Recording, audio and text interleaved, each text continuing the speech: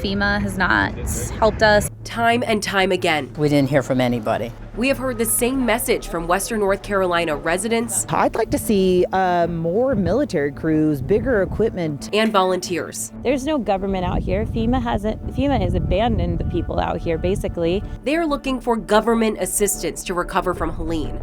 The storm caused direct damages of $44.4 billion per a January estimate by the North Carolina Office of State Budget and Management, plus $9.4 billion in indirect or induced economic losses, and now $5.8 billion needed for strengthening and mitigation. That totals $59.6 billion. The report estimates just about $4.5 billion taxpayer dollars have been directed to aid Western North Carolina communities in the wake of Helene. This includes $1 billion in federal direct assistance and grants and $1.1 billion appropriated by the North Carolina General Assembly. But hundreds of millions of that remain unspent. For example, $3 million allocated toward the federal Rapid Unsheltered Survivor Housing Program. Not a single expenditure as of January to provide emergency shelter, rehousing, or rental assistance. Same for the $10 million appropriated for the State Disaster Supplemental Nutrition Assistance Program, despite having 20,000 people pre-register for food help back in October. And for the more than 400,000 uninsured people in impacted counties that the Division of Mental Health estimates need coordinated care to meet behavioral needs, the balance remains $25 million, no expenditures.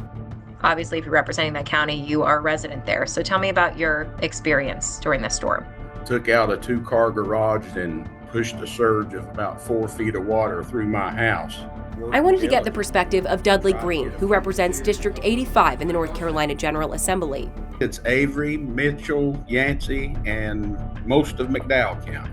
From his experience on the ground and hearing from constituents, they're on the same page about FEMA frustrations. It's hard to get an understanding of what is available and how to go about applying for it. And if you are turned down, why were you turned down? But there was no effort seemingly on FEMA's part to hook those people up with those kind of resources. Green's home is one of more than 175,000 where damages were reported, according to that January report from the state. Not to mention, more than 4,000 people self-reported their homes were destroyed, all just in Western North Carolina.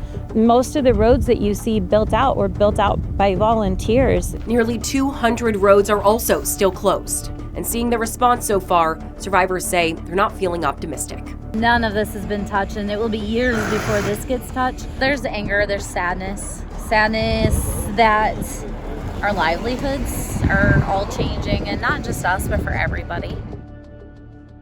I tried getting answers on why some of this money is not being spent and a timeline for these business owners and families. I contacted the state treasurer's office, the Office of State Budget and Management, FEMA's Region 4 leaders who oversee North Carolina, as well as Congresswoman Virginia Fox, who is now in a new FEMA Oversight Council. None would do an interview. The treasurer's office did say, though, this week local governments experienced such loss and damage in Helene, completing the necessary documentation for loans is, quote, difficult. And that's compounded, it says, by recent winter storm closures. For 12 Investigates, I'm Jackie Pascal.